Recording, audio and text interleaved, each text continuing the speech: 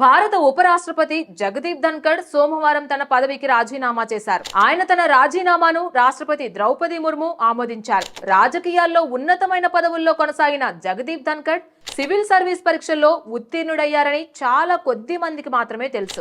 ఆయన IAS pass అయిన తరువాత ఏ పదవిని చేపట్టలేదు.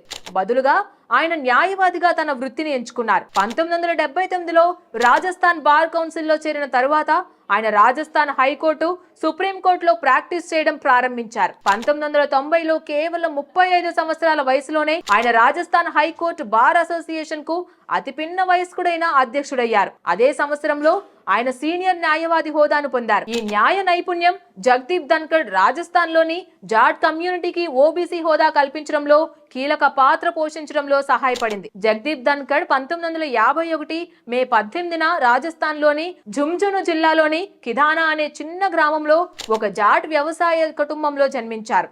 ఆయన తండ్రి గోకుల్ చంద్, తల్లి కేసరీదేవి. నలుగురు తోబుట్టువులలో రెండవ వాడైన జగదీప్ బాల్యంలో అనేక సవాళ్లను ఎదుర్కొన్నారు. కానీ ఆయన పట్టుదల ఆయన్ను దేశంలోని ఉన్నత స్థానాలకు తీసుకువెళ్ళింది. జగదీప్ ప్రతిరోజు కూడా పాఠశాలకు 4 నుంచి 5 కిలోమీటర్ల నడిచేవాడు. 5వ తరగతి తర్వాత ఆయన కార్ధానాలోని ప్రభుత్వ మాధ్యమిక పాఠశాలలో చేరాడు. దీని తర్వాత ఆయన చిత్తోర్గఢ్లోని సైనిక్ పాఠశాలలో చేరారు. అక్కడ సైనిక కేంద్రీకృత విద్య అతని వ్యక్తిత్వాన్ని అభివృద్ధి చేస్తుంది. సైనిక్ పాఠశాలలో చదువుతున్న సమయంలో ఆయన ఐఐటి, ఎన్డీఏకి ఎంపికయ్యారు. కానీ ఆయన తన చదువుపై దృష్టి పెట్టడానికి ఈ మార్గాలను విడిచిపెట్టాడు. ఆయన 1978 నుంచి 79లో జైపూర్లోని మహారాజా కళాశాల నుండి భౌతిక శాస్త్రంలో బిఎస్సి ఆనర్స్, అలాగే రాజస్థాన్ విశ్వవిద్యాలయం నుండి ఎల్ఎల్బి పూర్తి చేశారు. ఆయన సివిల్ సర్వీసెస్ పరీక్షను కూడా ఉత్తీర్ణుడయ్యాడు. కానీ ఐఏఎస్ కి బదులుగా న్యాయశాస్త్రాన్ని ఎంచుకున్నారు.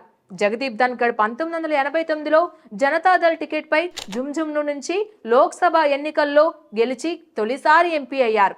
1990 నుంచి 91లో చంద్రశేఖర్ ప్రభుత్వంలో పార్లమెంటరీ వ్యవహారాల సహాయ మంత్రిగా పనిచేశారు. 1991లో జనతాదళ్ ఆయనకు టికెట్ ఇవ్వనప్పుడు కాంగ్రెస్ లో చేరి 1993లో అజ్మీర్లోని కిషన్గఢ్ నుంచి ఎమ్మెల్యేగా ఎన్నికయ్యారు. 2003లో బీజేపీలో చేరారు. 2019 నుండి 2022 వరకు ఆయన పశ్చిమ బెంగాల్ గవర్నర్ గా ఉన్నారు.